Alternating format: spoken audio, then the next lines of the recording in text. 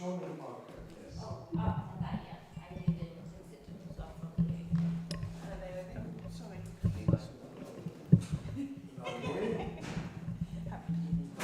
Is that all right, Craig? Yeah. Okay, so I really need to make, so you have to share. Make a copy?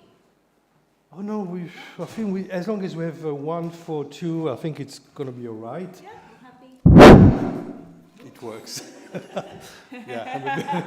What did you just do? Nothing. Okay, Shabbat Shalom, Shabbat Shalom. It's good to be here today together for this pre-high holiday study session. Because, too much religion can be a bit too hard on us, so we decided that today, actually I'm going to own my decision. I decided that today we're going to have a study session and read together and study together the text that we are going to read during the services on Rosh Hashanah morning and Yom Kippur morning and afternoon. If we get until Yom Kippur afternoon, that's good. I'm not expecting us to do so, but I've prepared a package, so I will ask you to take it with you because you've got all the texts of the holidays, and I expect you to study them thoroughly, yes. And you will have Is there a test? There's a test, yes. Yeah. You've got 50% reduction on your membership fees if you pass the test. Yeah, that's yeah, if you don't mind. Okay, let's start maybe by a few morning prayers.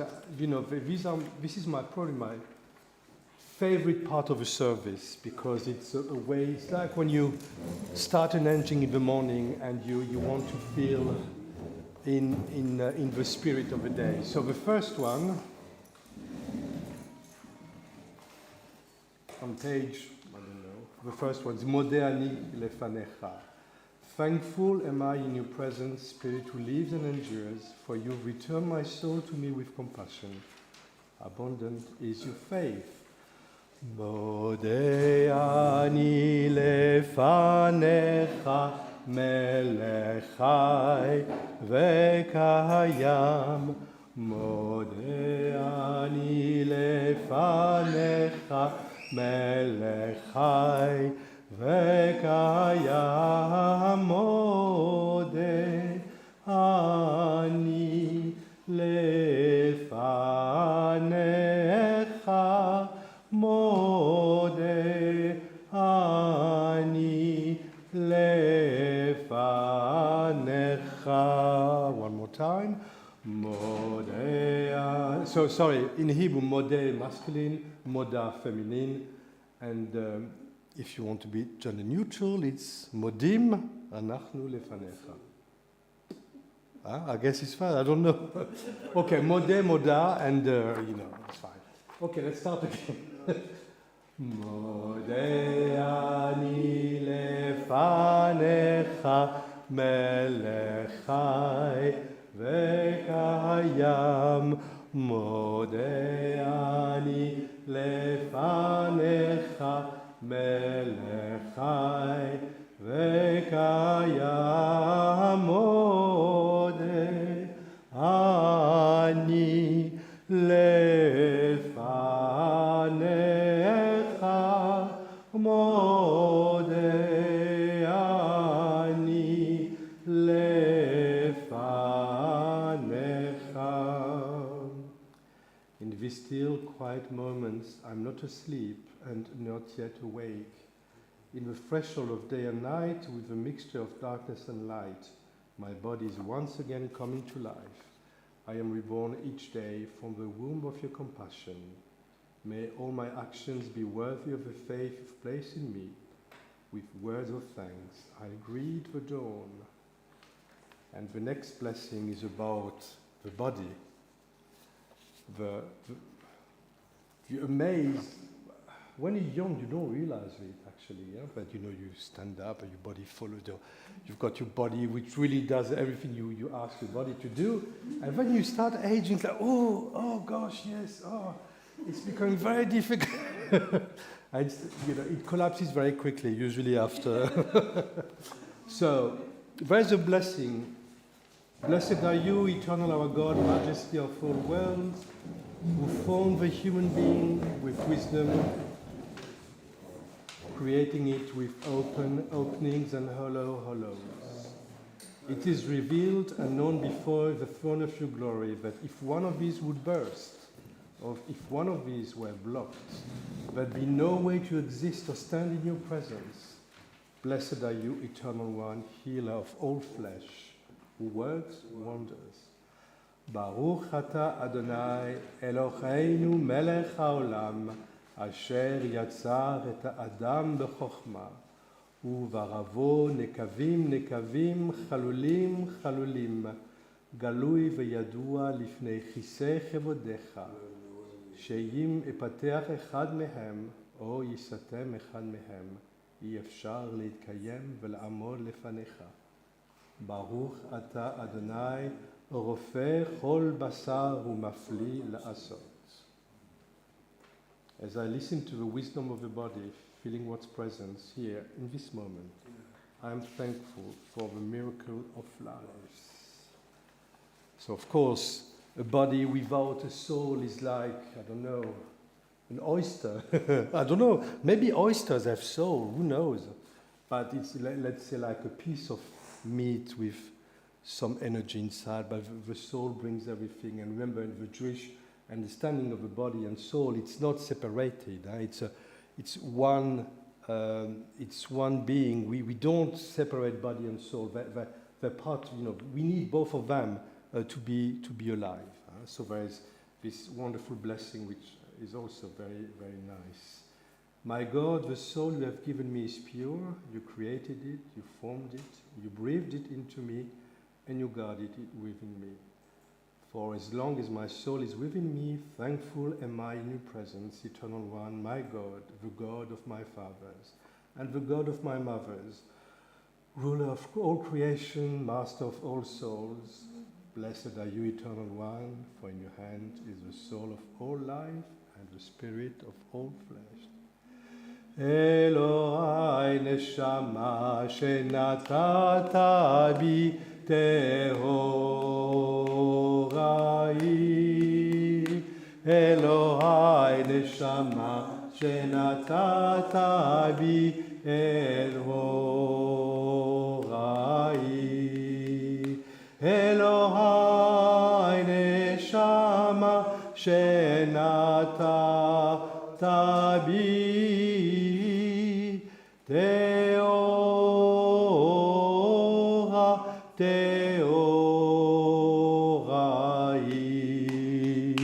Elohai neshama shenatata bi teorai. Elohai neshama shenatata bi teorai. Elohai neshama shenatata bi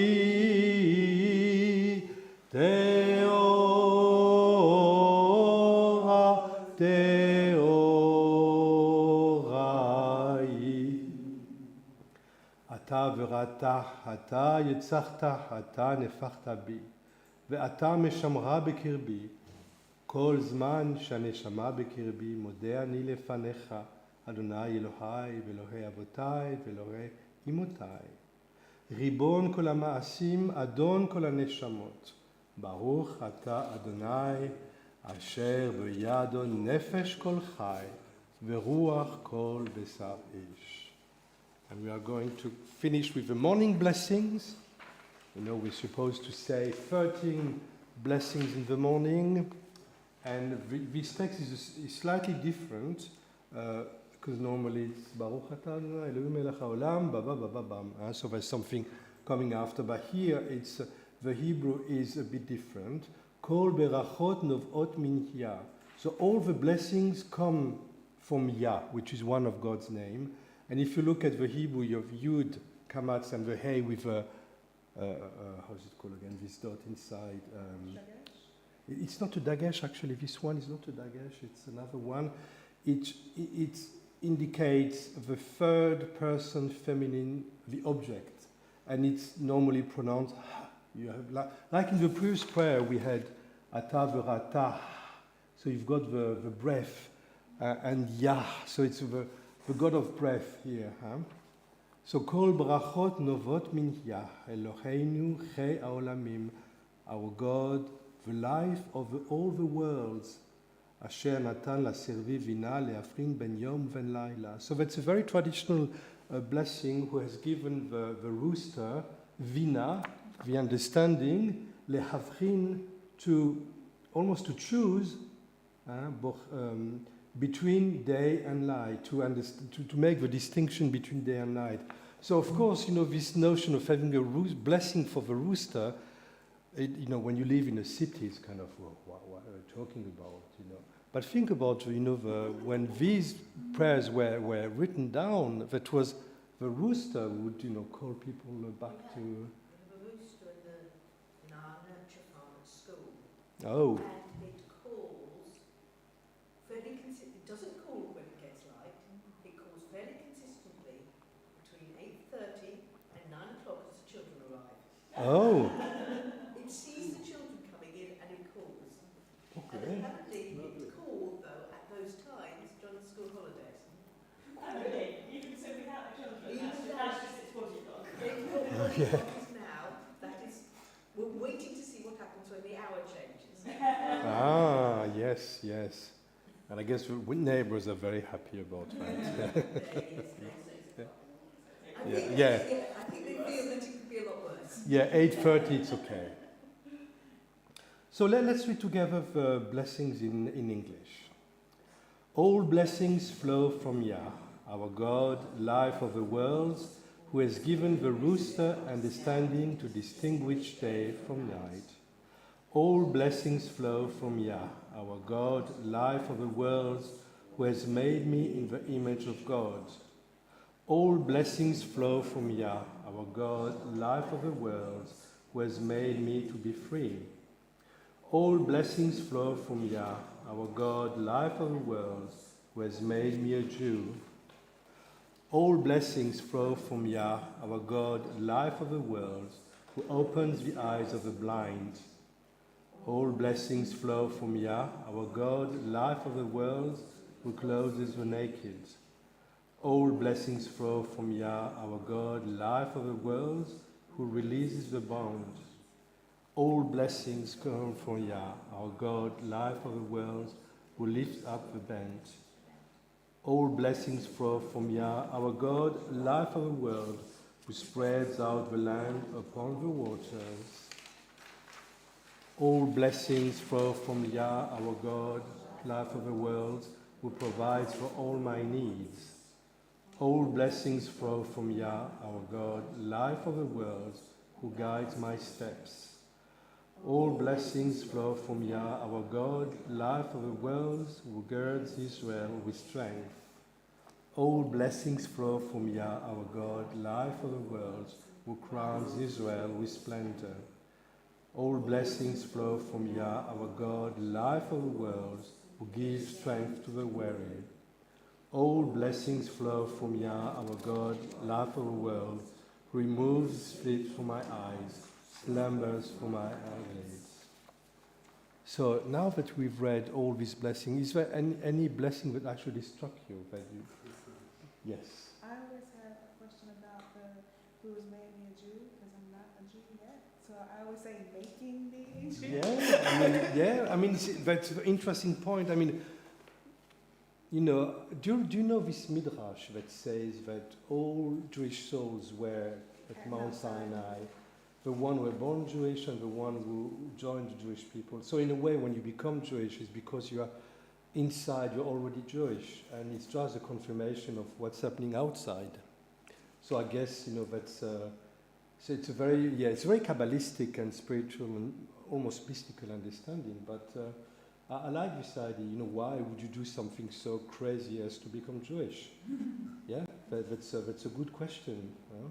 So I guess I like the way that all except the last one on page 2 can be read as poetic, opening the eyes of the blind.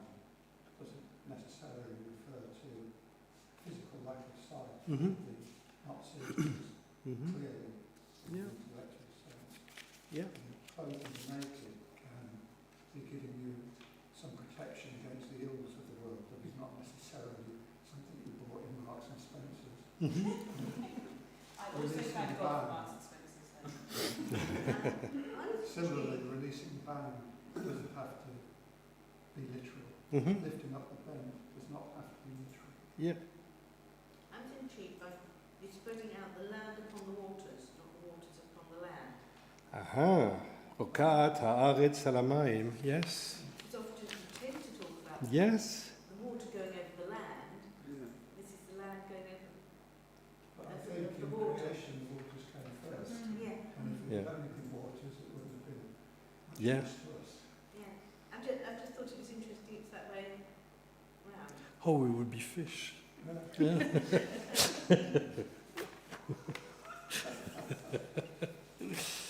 Yeah. Particularly difficult for those who can't swim. Oh, he would. He would. So, anyone else wanted to comment on one of the blessings that really struck you, or? Well, just generally, it's the senses that we have, which are sight, smell, hearing, Mhm. touch, and Yeah. so on. And yet, for us, it's hearing that is our Shema. Mm-hmm. Oh, yes, very good. Yes, Shema Israel. Yeah, listen. So, Yeah. It's all about hearing, Yeah. not necessarily, it doesn't say see or anything Mhm. like that. And I guess it's because seeing is fixed on the world around us, whereas hearing is in space. Mm-hmm. Yes. Yeah. Something like that. Interesting. Internal as well. Sorry? It can be internal, you're hearing an internal voice. Right, yes, But that's your conscience or the voice of God, Yeah. however you describe it. yes. Norman Hyman, that's your voice. Or Okay. non-mind. That's your God's voice. I just realized something. It's very, all these blessings are very cyclical. Like I say blessings at night before I go to sleep, and one of them is like thank you for closing my eyes in sleep and my eyelids in slumber, and then in the morning you have who removes the sleep from my eyes and the slumber from Mhm. my eyelids. So Yeah. it's very cyclical. Yes. Yeah. It's a cycle. Yeah. Absolutely. Yes. Yeah. But it's also quite physical, it's rooted in the body, isn't it? Rather than just kind of spiritual and kind of, whatever the opposite of that is. I mean, we only have a body, but there's Right. only thing we have to interact with the world. Yeah. It So says it's that heart is just hearing with T. oh, that's very English. Huh?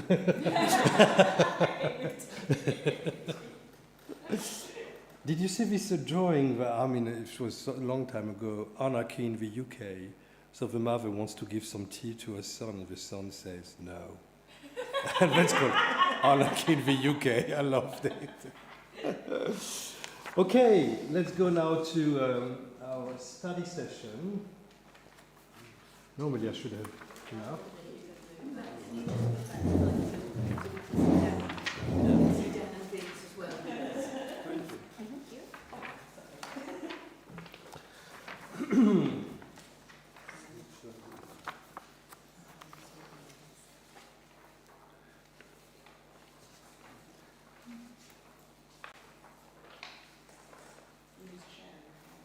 Normally you should have enough, yes?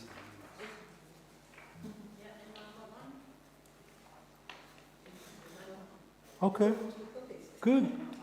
Okay, so we have 3 readings during the high holidays, during Rosh Hashanah and Yom Kippur. I haven't included the reading for Shabbat Shuvah, which is next Shabbat, because it's also a different reading.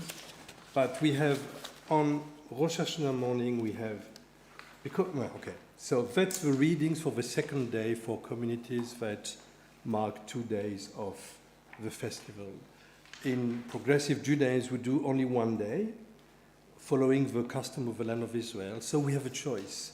So we have a choice between this one, which is Genesis 22, and the other one, which is Genesis 21, which is the story of Hagar and Ishmael. To be honest with you, I don't know why, but I've never used the Hagar and Ishmael story. Maybe next year I should do it, because I think there's so much to learn. You used it as well? Yeah, okay, yeah. In fact, oftentimes, I tend to tease that more because people are less familiar with it. Mm. And I think it's really useful to have that Yeah. point. But So next year I'll do, yes. So next year I'll do the Hagar and Ishmael. Remind me before I forget. So it's a very important text. Genesis 22 is, we're going to go into it very quickly. Yom Kippur Morning, we have Deuteronomy 29, which is this Shabbat's parasha, Nitzavim. Atem Nitzavim Hayom Kulchem Lifnei Adonai Elohechem. So, and we also add in our Machzor another part of the same parasha, which is the idea of, this mitzvah that I'm giving you is not too far away from you. So we're going to read that. So this is what we read on Yom Kippur Morning. So the reason why we chose this one, traditionally there is a very different text, very confusing text, which is about the forbidden sexual relationships. What's called in Hebrew the arayot, the abominations. Ooh. So we've decided, in progressive Judaism not to read that because it's, you've got all the taboos and prohibitions and, you shall not have sex with this person, etc. So your son, your daughter, your mother, grandmother, whatever, yeah. Yeah. And there is this prohibition of homosexual relationships, which was always a big issue for me. When I was the first time I was asked to read it, I didn't read this verse. I didn't want to read it because it didn't connect to me. And so we've decided to have a much more positive take on this Yom Kippur Morning. Because why do you want to talk about sex on Yom Kippur? Because it's one of the prohibitions. You can't have sex on Yom Kippur. So don't talk about sex. It's like... It's a bit like, it's equivalent to standing up on Yom Kippur Morning and reading a recipe book. Yes, exactly. This is a nice piece of cake, but you can't have it. Huh? So, for many reasons. But, they justified it by explaining that all these forbidden relationships actually create... each society has taboos. I think, for example, the taboo of not having a relationship with your daughter, for example, is a huge taboo in all civilization. And all these taboos keep the society more or less stable. So that's the reason why they included it. But, it's the rabbis who decided that, so other rabbis can decide something else or something else. So, it's interesting. times change. Sometimes things make sense in one period of time. Yeah, absolutely. And then you realize, wait a minute, just like you said, Yeah. that's not useful. Yeah. What do we want? What do we need Mm-hmm. Yeah. to be taught? Meaningful to be for our, studied, yes, for us absolutely, to yeah.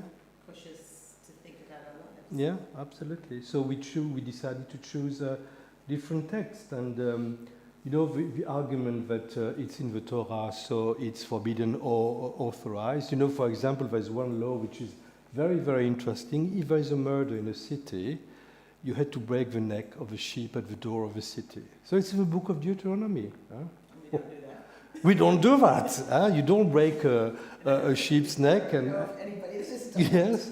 So, that's exactly as you said, Torah speaks to people in their own generation. So, okay, so let's go back now to the Akedat Yitzchak, which is also a very interesting text, because each time I read it again and again, I found something different.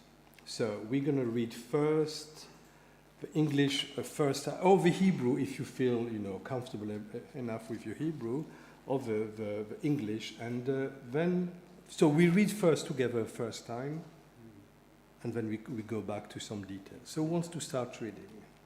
I'll start. And you say pin when it's time. Somebody else. Okay. Sometime afterwards, God put Abraham to the test, saying to him, Abraham, he answered, here I am. Take your son, your favourite one, Isaac, whom you love, and go to the land of Moriah and offer him there as a burnt offering on one of the heights that I have pointed out to you. So early next morning, Abraham saddled his ass and took with him 2 of his servants and his son Isaac. He split the wood for the burnt offering, and he set out the place of which God had told him. Set out for the place of which God had told him. On the 3rd day, Abraham looked up and saw the place from afar. Then Abraham said to his servants, you stay here with the ass. The boy and I will go up there. We will worship, and we will return to you. Abraham took the wood for the burnt offering and put it on his son, Isaac.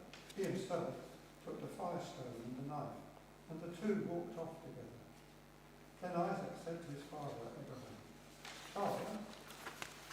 And he answered, yes, my son. And he said, here are the fire stone and the wood, but where is the sheep for the burnt offering?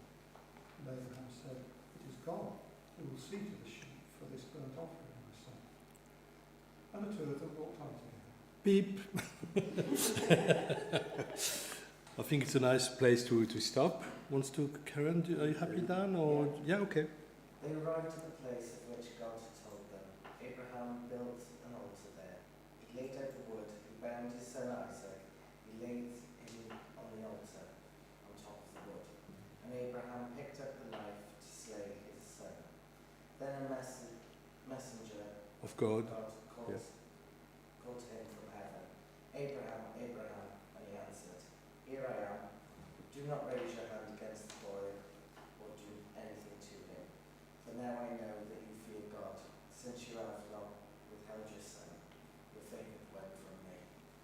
When Abraham looked up, his eye fell upon a ram caught in the thicket by its horns. So Abraham went and took the ram and offered it up as a burnt offering in place of his son. Beep. And Abraham named that site Adonai Yireh, pleasant saying, on the mount of Adonai there is vision. The messenger of Adonai called to Abraham a second time from heaven and said, by myself I swear, Adonai declares, because you have done this and have not withheld your son, your favored one, I will bestow my blessing upon you and make your descendants as numerous as the stars of heaven and the sands on the seashore, and your descendants shall seize the gates of their foes. All the nations of the earth shall bless themselves by your descendants, because you have obeyed my command. Abraham then returned to his servants, and they departed together for Beersheba, and Abraham stayed in Beersheba. Thank you. Okay, so there's a lot happening in this story. So let's just shoot your comments, questions, puzzlement. As you say, every time you come to this, there's something new in it. This time for me, I'm just amazed at how compliant Isaac is. Yeah. One night, he bound his son, laid him on the altar. How did he do that? Yeah. He was supposedly a grown man. He was a grown man. Yes, yes. That's the same as the boy. No, he wasn't. Yeah, he was, according to the tradition, was 43. No, At least 30. yeah, I mean, he was an adult. Yes, yeah. Picking him up was not going to be an easy job. Yeah. Why is it not that Abraham took Ishmael? Aha, that's a very interesting point. So Ishmael is in the chapter before. And Ishmael, of course, is the ancestor of the Muslim according to tradition. And the Quran changed that. You know, it's like what religious texts, you know, they interpret and take things. But that's a biblical Hebrew text. It's about... I think it's based on the line, take your son, your favourite one. Yeah. And which was the favourite, The favorite one should be the gendered one. Sorry, say it again. The favorite one should be the gendered one. Oh. which would make it Isaac.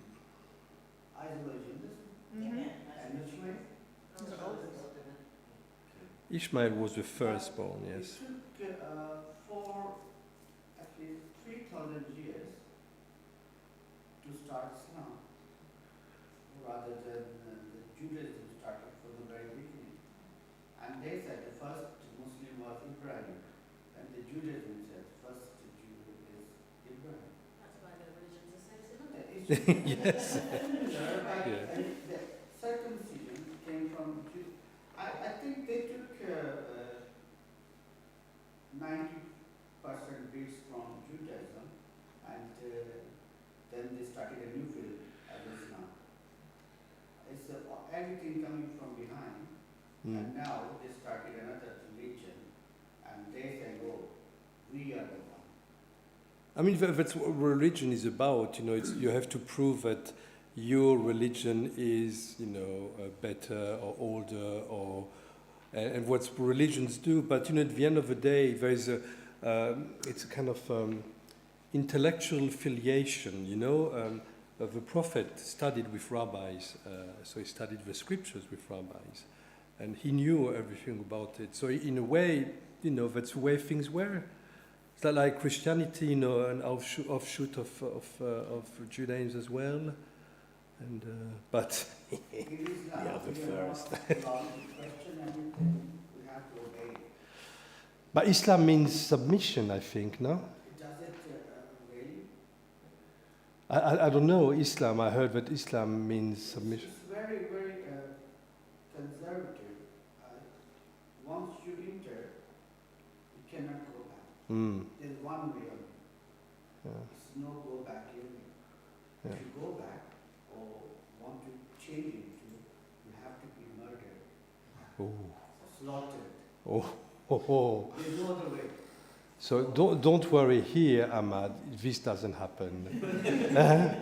We have never sacrificed a Muslim or Christian for the matzah. Yeah. Okay, let's go back to the text. But it's a very interesting question. Yes? No, I just wanted to say that there are two emotions here, fear and love. Fear and love. That's what we have here. I mean, the issue is that But that's what can you, doesn't fear compromise love? But it's Abraham's love and fear of God. It's Isaac's love and fear of Abraham. Are the two, in both those relationships. At, as Michael, so I think that's wonderful, Michael. So I haven't, because those in both relationships, why is Isaac compliant? Love and fear. Why is Abraham compliant? Love and fear. But the fear compromises the love in both relationships. But could you say God loves his people but fears they will not be obedient enough? And so yes, so it's also God's emotion. Between Ibrahim and Isaac, he was not fear because he doesn't know where he's going to. He could figure it out. He does ask where the Because sheep. he was asking where the sheep is because he doesn't know what is going to happen to him. And it's also about trust, because Abraham had to trust God. Like, if you're asking me to sacrifice my son, that took me, 99 years or something to have, you are going to give me something better. And it took a lot of trust from Isaac to, is my dad really going to kill me? I also think it's God would fascinating. not trust Abraham, or he wouldn't have put him to the test. I bet they got trust issues after that. Yeah, but I've I think it's also interesting to note that at this time, human sacrifice had already been outlawed. So here we've got if a religion is already prohibited human sacrifice, because that was one of the differentiations between Judaism and between the pagan religions, then why on earth have you got this possibility of that happening? So you have to lay that, and there's some really interesting commentators who pick that up and say, well, actually they knew that something else was going to happen. They really weren't that worried about it because they knew there wasn't supposed to be human sacrifice. And so Abraham was just kind of playing you know, Mm-hmm. let's have a bit of a laugh. Yeah. And so was Isaac. He said, well, I already know this can't happen because otherwise we would be actually disobeying the first rule. Mm-hmm. Yeah. Really? So in the rabbinic tradition of the Midrash, they focused on the acharei hadvarim ha'ele, after these things.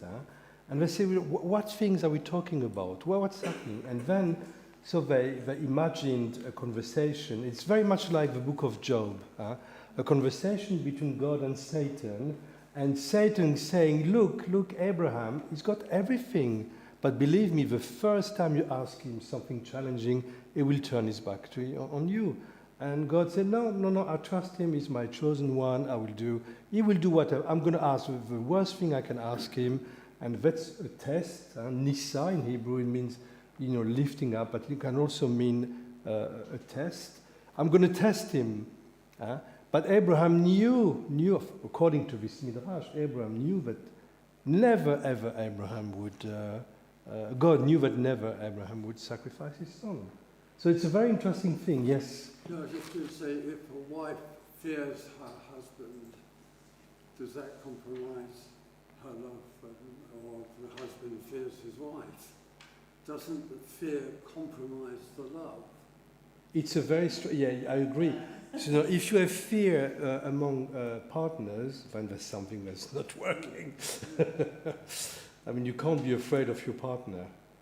And if you're afraid of your partner, maybe you have to change. Then you can't love them. No, you can't love, no. So fear and love don't go together. Children I've worked with who, in child protection, Yeah. whose parents have done truly horrendous things to their children, and those children still love. Yeah. It is different, but I'm always amazed by these children.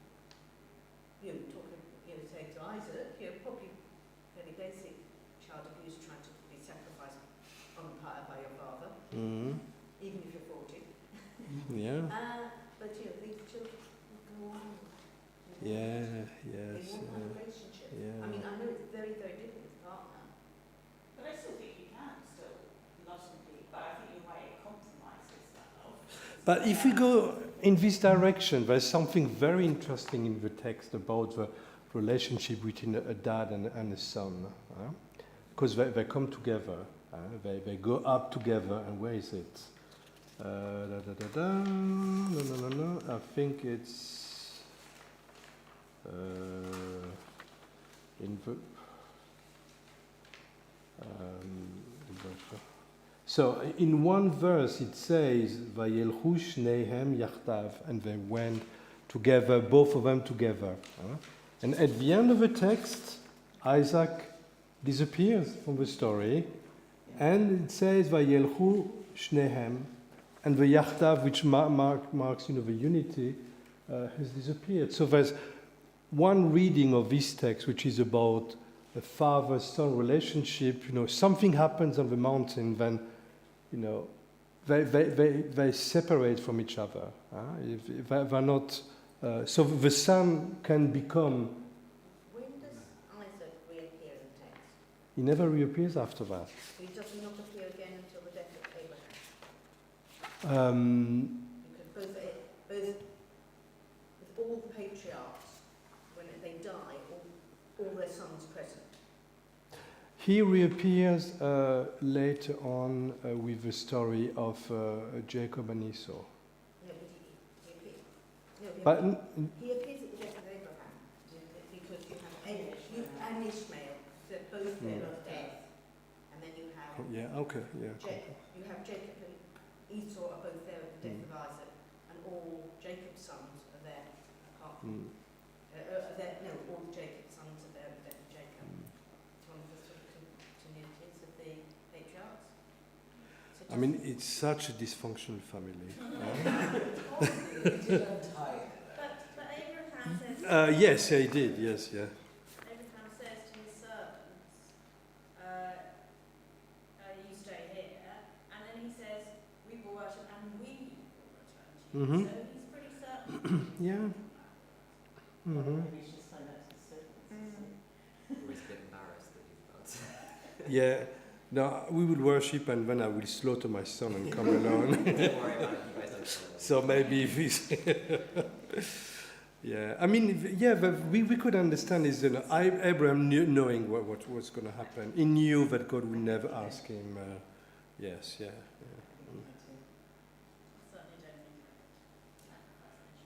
But can you imagine the son, the trauma? Well, I throw AWOL a bit from the story if my dad tried me to reply. Yes. I think I probably wouldn't come back to this day. Yeah. Move to a different Is it not, Yes. is it not childish, go sacrifice your son? I was just joking.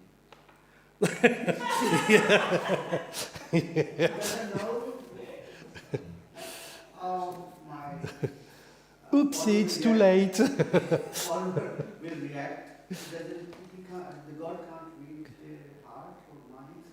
So that's you know what, Ahmad? That's really something underlying the Jewish understanding of God. Because on one hand we say God knows everything, is omnipotent, benevolent, knowing everything. On the other hand, human beings are free to do whatever they want.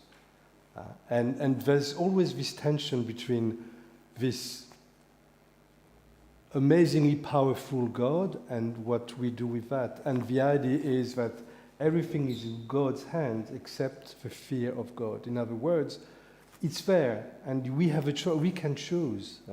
So in a way, you know, if we follow what you said, it's kind of a test of human freedom. I mean, I would never do that, you know. I would never. So, you're crazy or what? It's, you know, really, you can only come up with this kind of nonsense. And that would also be, of course, a very Jewish thing to do, because there's so many places in Torah where exactly... And Abraham in Sodom and Gomorrah. Yes. Arguing with God. Yes, yeah. Yeah, so Why he doesn't now? Yeah. but So, maybe, like you say, because he actually knows he's not going to go through. God, this certainly early part of Torah is pretty, you know, what's the phrase, quick to anger, petulant. petulant, yeah. And jealous. And jealous. Yeah. It's a kind of a drama queen, this God. God throws temper tantrums. Yes. And being God, they're quite big. I was just thinking about the whole fear, love. Just one comment, and then we come back to you. When you're in a position of leadership in the Jewish community, you can understand God. Okay. So it's a two-way street, right? God loved us and fear that we would not follow, and we love God and fear. Do we love God, or do we want God to love us? Oh. Are you talking about God or human relationships? Exactly, but Yeah. this us doing the extra mile and being kind and, you know, complying with the law, is it because we love God, or is it because we want to be the good kid, Or we right? fear, or is it because we fear? Exactly. We fear what? What do we fear? That God doesn't love us back? But do we really love God? I think both can be true. Do we love, and then we go back to, do we love our abusers or the people that make us feel afraid that we're going to lose something? Sorry. All questions It was very that use interesting. all questions that use the word love, I think, hinge to some extent on quite what you choose to use the word to mean. Very good, yes, yeah. One aspect of what love might mean is simply to be faithful, to trust, to be faithful. Another aspect is to desire, I think. Yeah, yeah. And so the question, do we love God, could be to do with whether we are faithful. Because what does it mean to, I mean, you love a child, or you love a partner, or you love a friend, you know, and there's different types of love, but I mean, what does it mean to love God? I don't really know. I think you have to be faithful and to stay connected, but I wouldn't know how... And also you invest in it. Like really Yeah. invest in God. Yeah. In all relationships. Yes.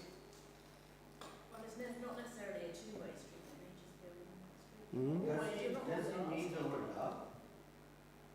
love? That's a good question. Do you think Well, what Well, happens?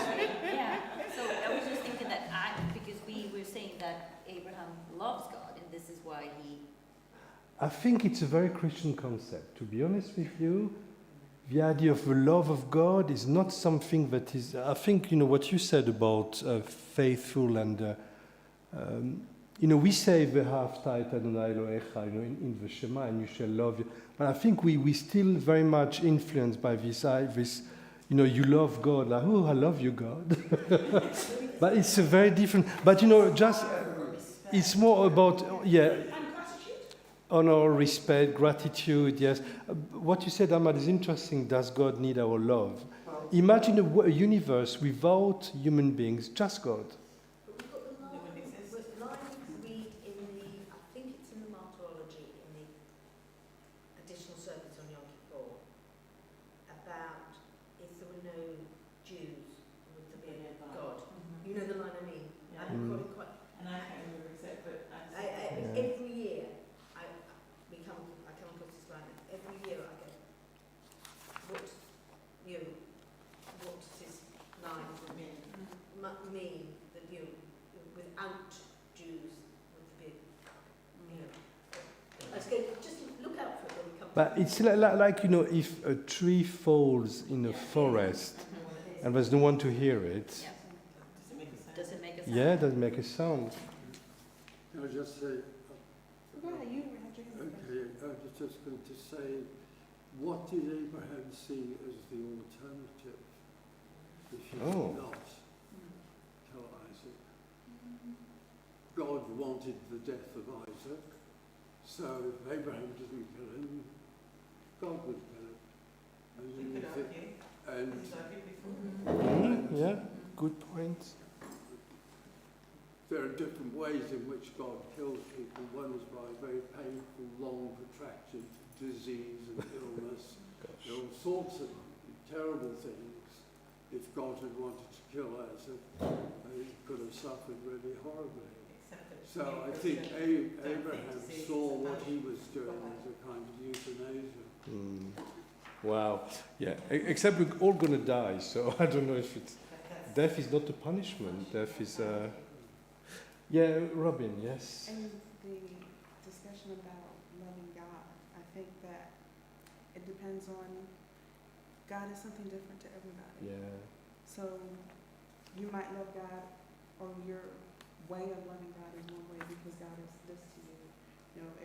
If I see God as a father, then I treat him as a father, and I do what he wants me to do because I want to please him, because that's what you would do with your father.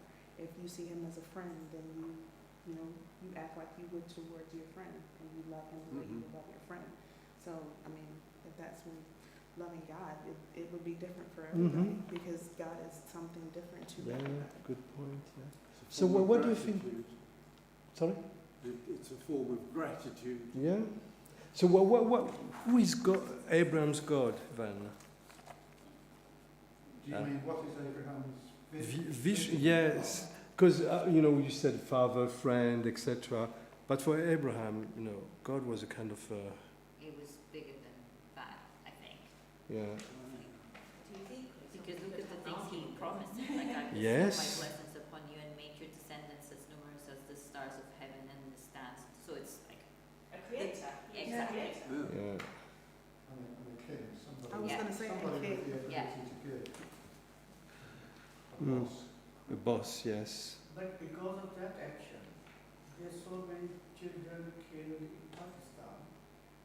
The father saw a dream last night summer, and then he slaughtered the children because Ibrahim tried to do that. Oh. 2000 years ago. And same dream come to them. They slaughtered the children in Pakistan. I They don't know what the connection is like. Yeah, I'm not sure if I understand the connection between a parent killing a child in Pakistan and the story. Ibrahim was Mhm. taking his son. But he didn't kill his son. Yeah, he didn't kill. Yes. But the God already told him, go and slaughter your son. But he didn't kill. But this kind of dreams came to Pakistani people. Mm-hmm. They killed their children. They know sheep came from it. Oh, yeah. So they're using religion. But, I mean, that could be, Yeah. used in so many ways. People use religion as an excuse for They all want sorts of the next atrocities. people. Yes, yeah. Because the God will last night. Yeah. So, yeah, people say God wants me to do that. Yeah. And in that case, they probably And then should obviously go to a it's very psychiatrist. suspicious. Yes, yeah. Usually it's something vicious, yeah, yeah. I tend to think of God as the scriptwriter in the sky.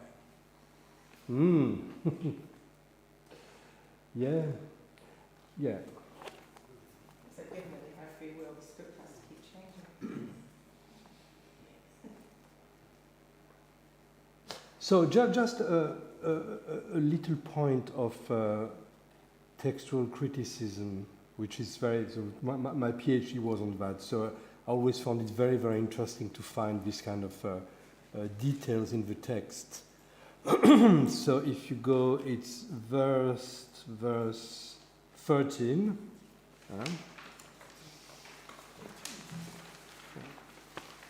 So, Vayisa Avraham et Enav, so Abraham lift up his eyes, Vayar, and he saw, Vehine Ail, and behold, a ram, Achar. If you look at the vowels, it doesn't work. Because either you have Acher, which means another, or you have Echad, which means one. So if you look at the history of the transmission of the text here, this text, which is a Masoretic text, a mainstream biblical Hebrew text, have acher, which means another what's the word?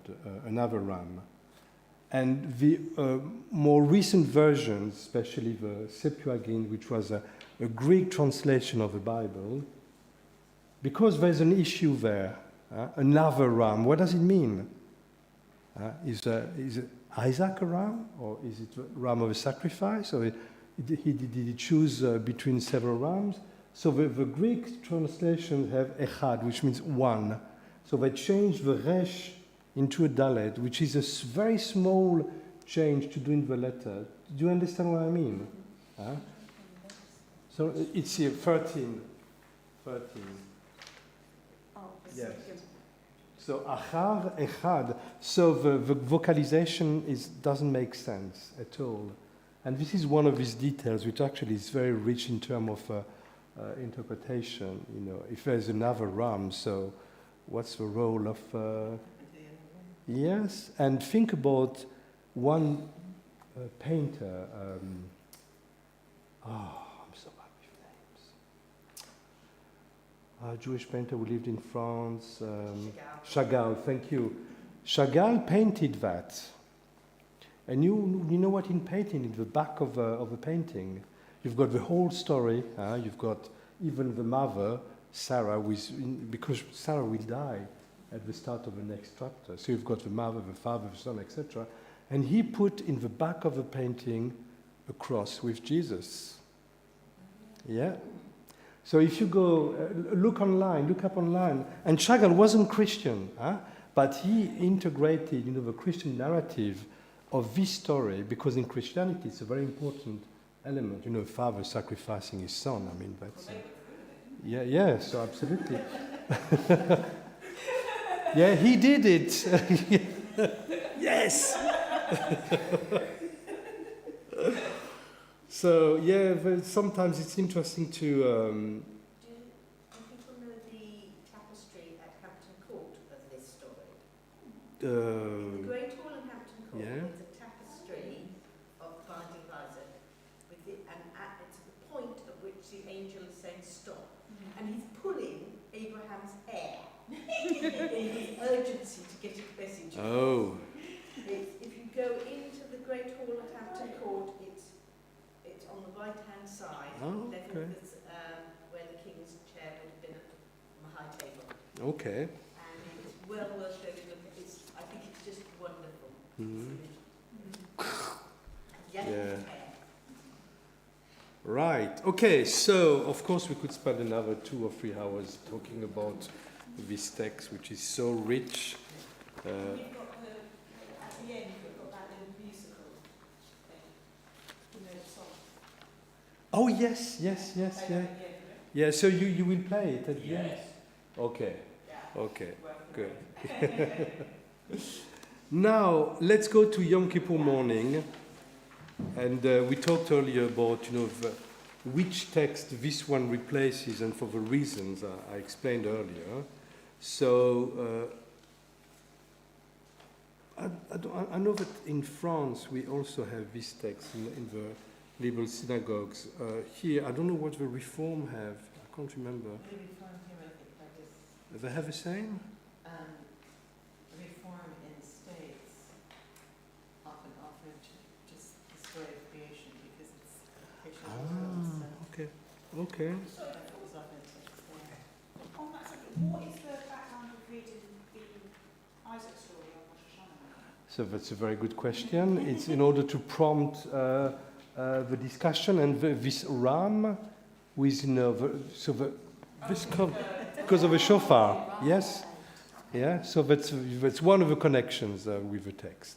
So yeah. And last year I spoke about the voiceless people in the story of the Akedat, and the ram is one of the voiceless people in the story, and yet it's probably already only mentioned, I think, once or twice, but he's this character that changes completely the whole story. Because in a way it's kind of, okay, don't sacrifice your son. Okay, but what I'm going to do, you ask me to sacrifice my son. If there's no ram, it's a kind of conundrum, because there's a commandment from God, and God then withdraws the commandment, what's the word, pedals back. U-turn. Yeah, a U-turn, yes, yeah. So what is here I am in Hebrew? Hineni. Hineni. And that was when I took a whole bunch of courses last year during the high holidays, and that was one of the things they kept talking about. And maybe it's because they used this text too for Rosh Hashanah, that here I am, here I am, because they keep saying that. Yeah, that's a very important point you're making. Hineni is, the answer we make. And I think in the oh my God, I'm so bad with names. What's the name of this Canadian singer? Leonard Cohen. Hineni. Huh? Yes, exactly. Yes. And which he wrote very soon before he died. Yeah. And he knew he was dying. It's like this bigger dish, isn't it? Yes, Yeah, yeah. it's all the language. Yeah. So Hineni, that's the answer we give to God. Hineni, here I am, here and now in the present. Nothing else matters. And I think it's important because we worry too much about the future. We are always stuck in the past in a way or another. And when you say Hineni, okay, so I'm just enjoying here and now. And what happens next has not happened yet. So Hineni next time. Okay, next text. Yom Kippur Morning. Atem Nitzavim Hayom Kulchem. Wants to read the first few verses. Yeah, okay. Stand this day, all of you, before your God Adonai, your tribal heads, your elders, and your officials, every householder in Israel, your children, your wives, even the stranger within your camp, from woodchopper to water drawer, to enter into the covenant of your God Adonai, which your God Adonai is concluding with you this day, with its sanctions, in order to establish you this day as God's people, and in order to be your God, as promised you and as sworn to your fathers, Abraham, Isaac, and Jacob. And make this covenant with its sanctions, not with you alone, but both with those who are standing here with us this day, before our God Adonai, and with those who are not here with us this day. That's such an important verse. Huh? Those who are here with us today and those who are not with us here this day. Is that what you were talking about, the Sinai? Yes. So that's one of the roots of this, one of the sources of this tradition. Huh? It can mean anything. It can mean the ones who are actually they had to stay behind because I don't know they had for whatever reason they're washing their heads or But it can mean so much more than that. Huh? Okay, so Why does it say twice with its sanctions? okay. Discovered it with its sanctions and then. כורת עמך היום, אשר אדוני לך כורת. Karat berit means to cut a covenant. It's a Hebrew expression because there is this very strange law. You cut an animal in two and you walk among the both pieces in order to mark. I never really understood that. Yeah. It's good to be exact. You know, pre-Yitzchak started how to mark. Yeah. You mark by mixing blood. That's what blood brothers was. Mm. And yeah, that's obviously circumcision. It's all, and so it's actually how you bind it legally. Mm. And one of the legal traditions, I think it was Egyptians, split the animal and and two people would walk between it in order to It's start. really gross. Mark covenant. Mm-hmm. There's an Egyptian wall painting, possibly in the British Museum, showing this happening. I heard it came from the Hittites, who, when they formed contracts, would write it on a tablet and then split it in the middle. And then one half would go to one party who signed it, and the other half would have the other, so you have a duplicate. And so that splitting of the contract is the act of making it official, which is where the term Akedat Yitzchak comes from. Uh-huh. Cutting a deal, yes. Yes, And it's the same with the Afrikaner. That's how you prove you're really Afrikaner. Yes, yeah. And it doesn't work when the person finding the African steps on it. Or finds it 6 months later. Or finds some of it 6 months later. It struck me this is appropriate to Yom Kippur because it is a story of people sealing an agreement. Mm-hmm. Yeah. Very good, yes. And it also starts off, even the way it starts off, which is one reason why I guess it gets picked up. Instead, all of you here today, because it tends to be the most full service. Kulchem, yes. Everybody kulchem. Yeah, everybody, yeah. old to young to. Yeah, absolutely. You also got the Shabbat, when God was offering the Ten Commandments round and asked, all the different tribes, do you want it? And they all said, well, no, what's in it? And no, don't want it. Yeah. And Jews say, yeah, we'll take it. I may be conflating too much. Say, yes, we'll take it. And God says, what shall go and tell us? And they say, our children. Mm. And that's for those who are not here today, or an interpreter. Yeah. Yeah, future generation. Equally, for people who are the people of the past. Yeah. I was just wondering, number 10, so your children, your wife, even the stranger within your camp, does that include non-Jews? Yes. It's Ger. Ger is a non-Jew, yes, yeah. So I love that, because yes, everyone comes, everyone is included, Jews, non-Jews, and the ones that are not here with us, probably the ones having a sandwich or having sex. Mm-hmm. They're busy, but they are included. Mm-hmm. So Well. everyone is part of it, and I love that about Yom Kippur. Mm-hmm. Yes, of course, everyone tries to be here present because it's an important part of the ritual. But even if you can't make it, you're part of it. But- Includes those not well enough to be there. Yeah. You know that Yom Kippur, Rosh Hashanah and Yom Kippur are not, they are Jewish festivals, but they are very universal.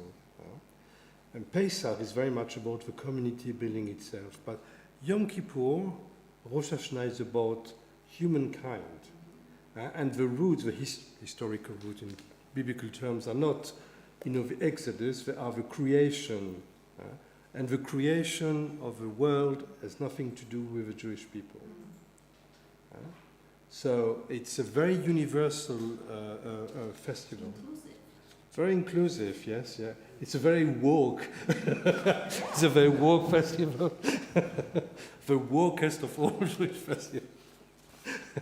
No, but it's interesting because, you know, we always think about a non-Jew can really participate and be, you know, take something out of it. But the most inclusive bit comes in the next bit, the add-on.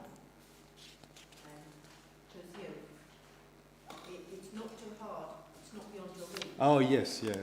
So Yeah. that really, you know, we're talking about it being inclusive, it's understandable for everybody. Yeah. You look at,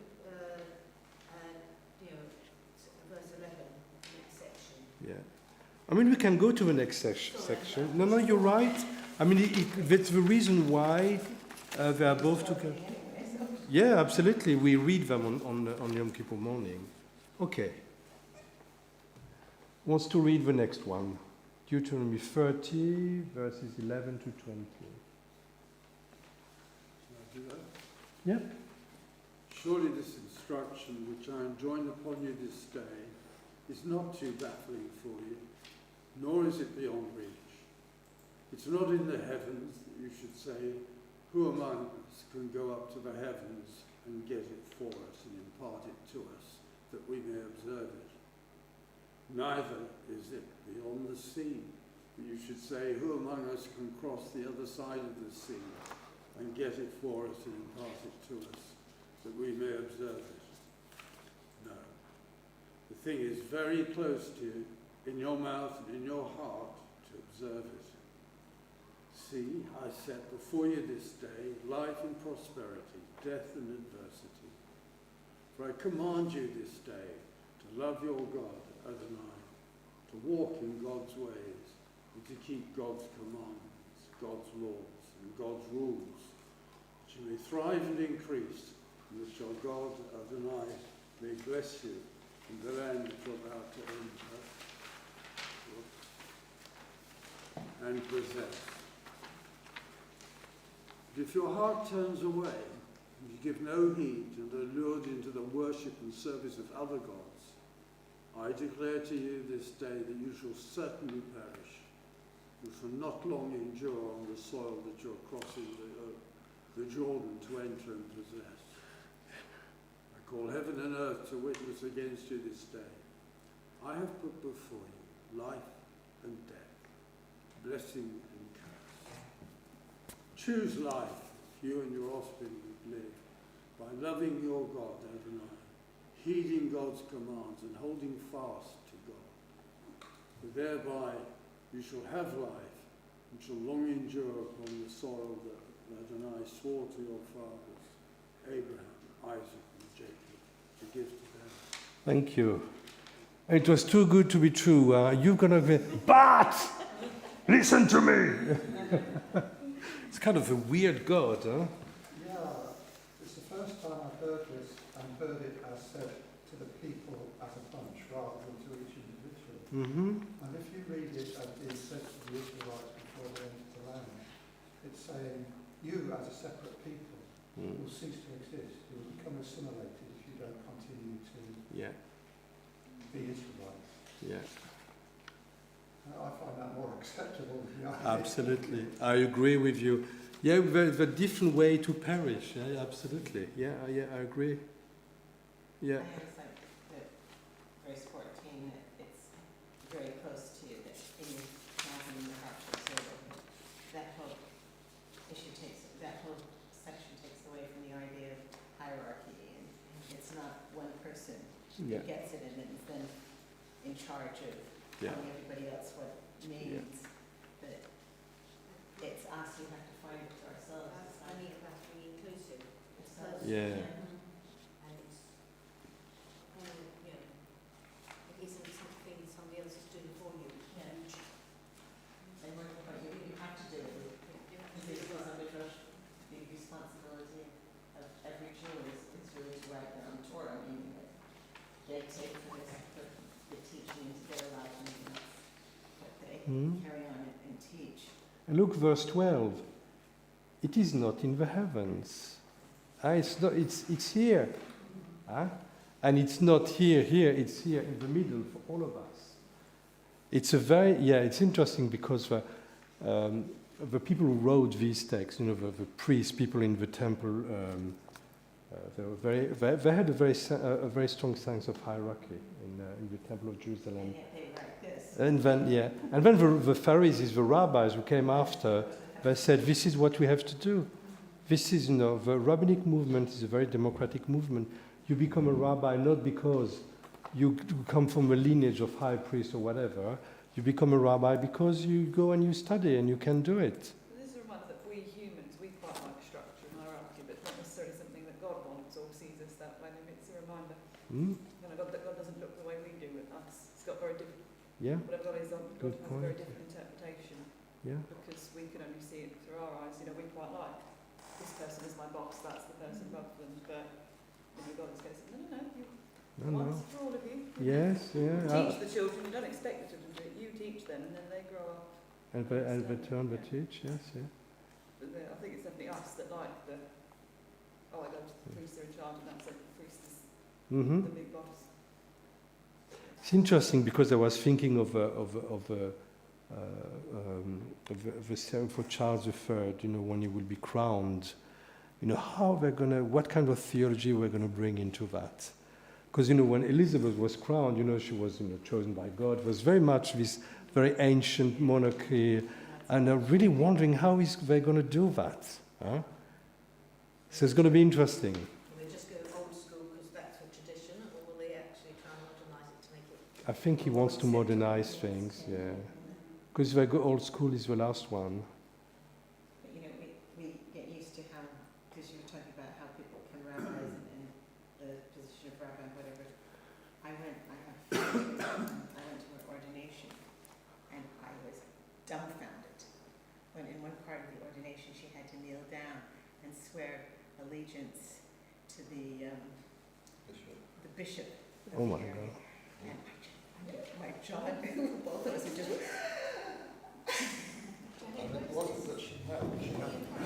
She had to prostrate herself before the bishop. Church of England. Bye, Shabbat Shalom. She was down in the King's College Church. It was a woman I worked with in since we came, who was over in Stoughton area. And I worked with her, and she, this very stroppy, feisty woman. And I can't believe it. And she's down there on her face, promising obedience, not to God, but to the bishop. And I was shocked. Don't give him any ideas. I said to her, afterwards, she said, so, what's ordination like? The rabbi said, not like that. Not like that. She said, you have a hierarchy, don't you have to, There's no hierarchy. Pledge your allegiance to because by that time, she knew quite a lot that there were different movements and everything. Didn't you have to pledge allegiance to the main rabbi of the movement? And it was some rabbis would like that, certainly. But it was Daddy, and of course, Vincent and I just broke into hysterical laughter. Gosh, can you imagine that? No. But when you, sometimes in interfaith work, it's very difficult to explain, especially in the religious, very, very hierarchical, that it doesn't work like this in Judaism. So we have a movement. We all agree on something. We all agree on what's called the madricha kind of guidelines for the movement. And we also agree that some people won't follow them, and it's, that's nothing much you can do about that. If it's too much, you can expel them. But, from the movement, but just from from the rabbinic association. That's it. Yeah. When I've heard this piece before, the comparison between up in the mountains, over beyond the seas, versus in your mouth and in your heart, I've always read that as just a contrasting distance, but today I see that in your mouth and in your heart is how you interact with other people and the intentions that you have. So the issue of how you obey God's intentions is how you live your life as a Jew. Yes, yeah, sure. kind of related, but kind of not related. So, you know, the Ten Commandments, honor your father and your mother. And I was raised that was the first commandment with a promise. Like, if you honor your father and your mother, you will live a long life. Mm-hmm. And then I read it again as an adult, and I understood it as not that you'll live a long life, like that you'll live in this land long. Like in the end of the passage, it says, this soil. So, is it really first commandment with a promise? Because then I've heard other Jews say it's the first commandment with a promise. So is it really honor your parents and you'll live a long life, which I know people who did and didn't live a long life? Or is it was it just for the Israelites going into Israel, honor your parents and you will live in Israel a long time? So there's another commandment where the promise of a long life is attached to it. I can't remember which one is it. What's the other one? Yes. You know, when you see a baby bird in a nest.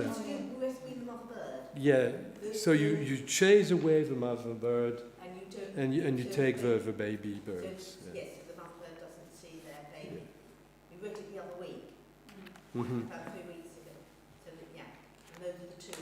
Yes, yeah. But it's So the long life which is attached to it is kind of a strange thing to do because, again, it's not, there's nothing automatic, you know, in Torah. There's not because you observe all the commandments that you know, it's not like here. If you lured away from other gods, you certainly perish. It doesn't work like this. So it's probably obviously means something else. It's like the conversation we had about something which always puzzled me when British Jews say, so when someone is dead, I wish you a long life. That's kind of a strange thing to say. Someone is dead. And one day, an old man was 90-something. He laughed at my face. It's, you know, my yeah, kind of. It's also a very English way to do the thing. So. Is there another way of saying it? I think it's very strange. Is there another cut? What else can we say? Is there a Condolences. So we say condolences, or what do we say in France actually? Oh well, it's okay. You're next. Sorry for your trouble. when somebody dies, if you are to say, I'm sorry for your trouble. You have so much thing to do when someone dies. I understand this wish. I think that, I just really, I Yeah. think it's a, you know, I'm sorry for your Sorry for your loss, I think. trouble is how Yeah. you make it. I thought that was an interesting one. So yeah, but because I realize I haven't really answered your question. I don't think there is an answer. I'm not sure there's an answer to that, yes. Why this mitzvah specifically, like the one with the nest and the one with honoring the parents? So there's something connected to generation and the cycle of life. And I remember a bar mitzvah kid who had a very difficult relationship with his parents.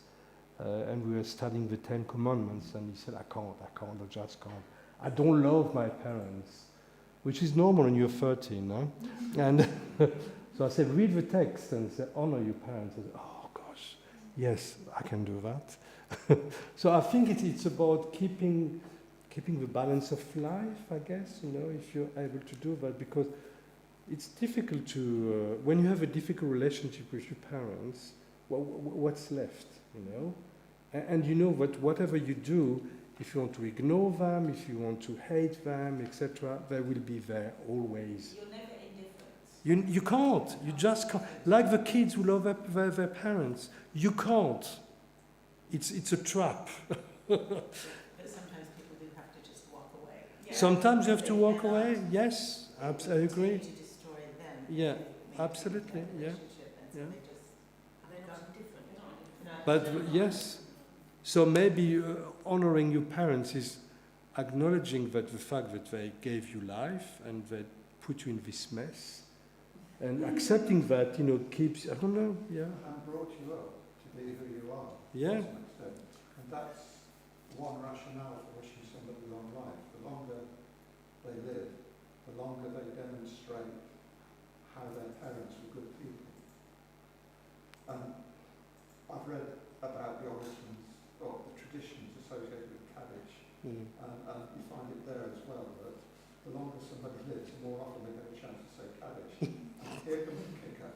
In medieval jewellery, part of the folklore was that when you die, you go to a place a bit like purgatory in the Christian tradition, and that on Shabbat, if your descendant, if your child reads Kaddish for you, you get a day off.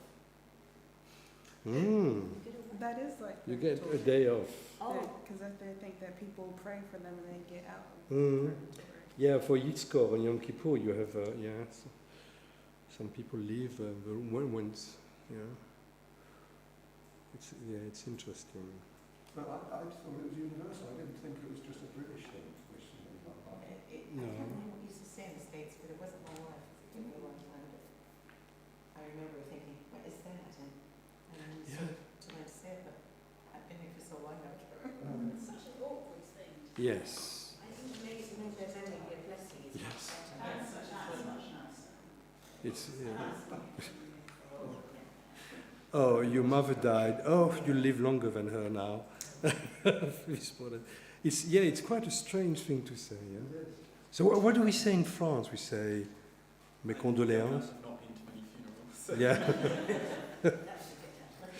Yes. Don't worry, it's gonna come. It's gonna catch you up as you grow older.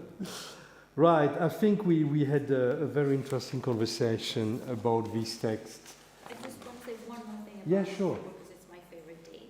And because of what you said at the beginning and also Vince, I was rereading this and it feels to me like Yom Kippur is the one day of the year that, don't know if I should say we are God or we are God like God and that's why we wear white and or maybe we're like angels because then we realize we are the ones have the power to make things good or I see what you mean, yes. it's because it's not on the other side of the river, it's not on the other person, it's not in the past, it's not in the present. We have the power. We have been looking everywhere and it's actually within us the power to become better Jews and make the world a better place. Yeah. We can be like that every day. Exactly. That's a good point, True, but this is the day that we do this ritual. And this is why some of us fast, and then I guess that's also why we wear white. So white is more about death, yes. Yeah. It's a...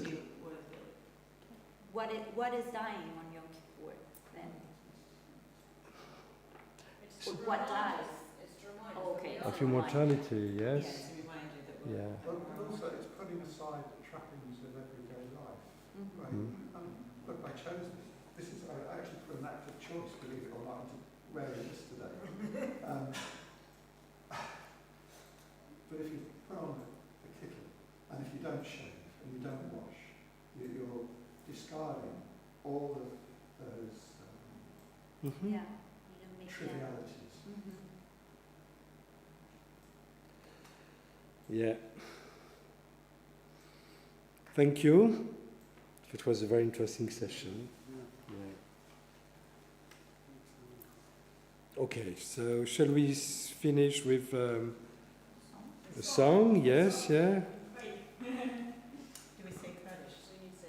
Yeah, we're going to say the Kaddish first. And Craig has got something for us. Yes, this is a song about Isaac, the binding of Isaac, from Isaac's perspective, in the form of a school report about what he's been doing during his school holidays. So, Okay. well, after. So let's say the Kaddish first.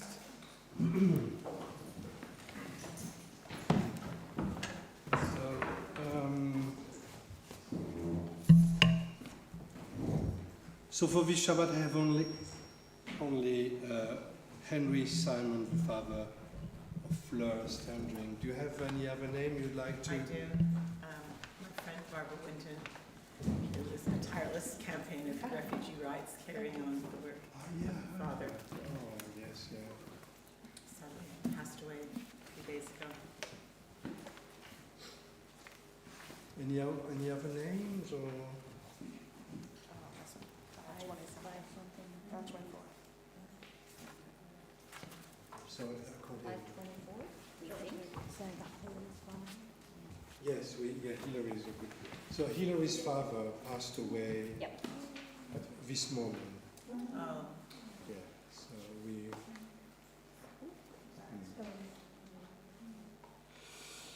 Okay, page 524. Let's say together. יתגדל ויתקדש שמי עליו, בעלמא יברך חירותי וימליך מלכותי, בחייכון ובמכון ובחיי דכל בית ישראל, בעגלה בזמן קריב אמרו אמן. יהי שמי רבה מבורך לעולם ולעולמי עלמיה, יתברך וישתבח ויתפאר ויתרומם ויתנשא, ויתהדר ויתעלה ויתעלה על שמי לקודשה בריחו. לעילה מן כל ברכתה ושירתה, תושבחתה ונחמתה, דאמירן בעלמה ואמרו אמן. יהי שלמה רבה מן שמיים, וחיים עלינו ועל כל ישראל ואמרו אמן. עושה שלום במרומיו, הוא יעשה שלום עלינו ועל כל ישראל ועל כל בני אדם ואמרו אמן. Okay, so we are listening now to your Isaac School.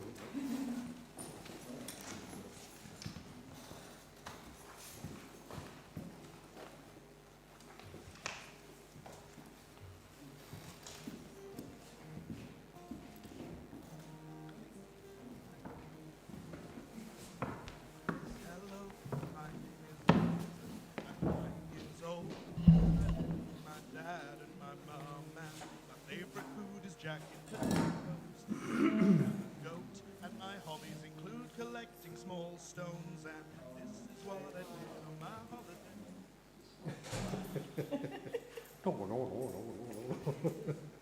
You should hear it.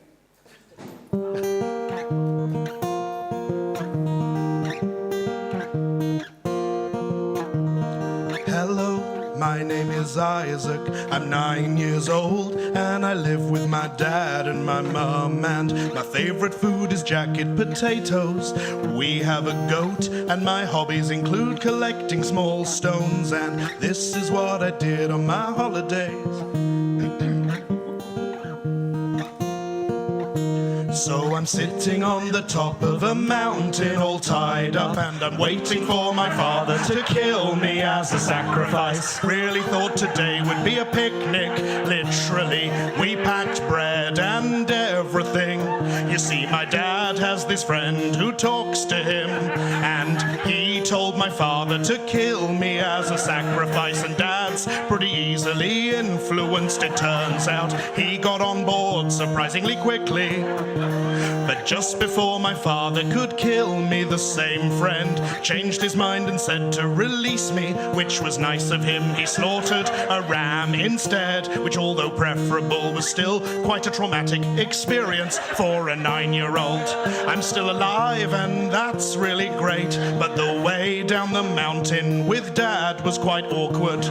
He was all covered in ram's blood, and we weren't addressing that moments ago. I was sitting on the top of a mountain all tied up, waiting for my father to kill me as a sacrifice. So I opened my mouth and I said to Dad, are we going to keep this a secret? I really don't think you can sell this story as something that paints you in a good light at all.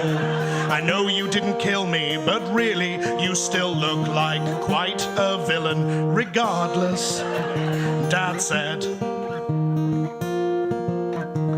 what happened there on top of the mountain, I'm going to use as a narrative to form the basis of the big 3 monotheistic religions which will dominate history for millennia.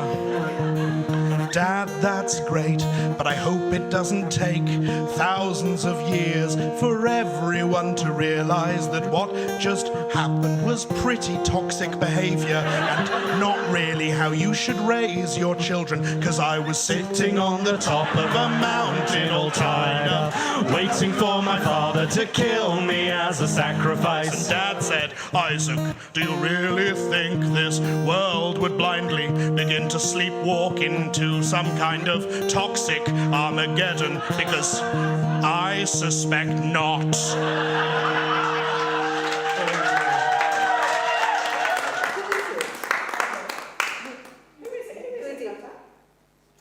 Johnny and the Baptists. Oh, yes. Who we've seen, yes, some of us have seen live. Which is familiar, because I can't remember It's that. really information. funny. Very good. Yeah, oh yes, really. Okay, so shall We should learn that. We could do I think some we should learn side. that. We should learn that and sing that as a congregation. Yes. Yeah? Second. Let's do it. Yes. Absolutely. Sitting on the top. It's not probably about 3 or 4 chords, right? One. I think it's 1. Or 2 at most. I think 2. Yes. Okay, I'm going to collect and I definitely need to do some more copies for next time. Shall we do the Kiddush outside? Enjoy a bit of a sub. So this one you can keep. It's the morning blessings that I like to collect. Thank you. Thank you. Yeah, thank you. It's absolutely delicious. You will note.